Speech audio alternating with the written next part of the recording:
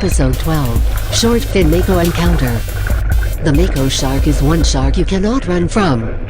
Although very powerful, there have been fewer than 9 short-fin Mako shark attacks on humans in the last 500 years.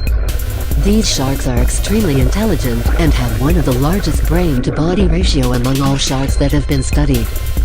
Despite being endangered, these sharks are fished for sport and victims in the shark trade. This endangered species can be found in tropical and temperate areas around the globe.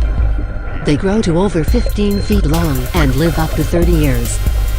The longest period of time ever kept in captivity is only 5 days.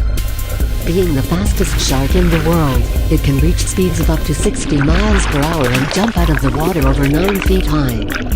What an amazing animal!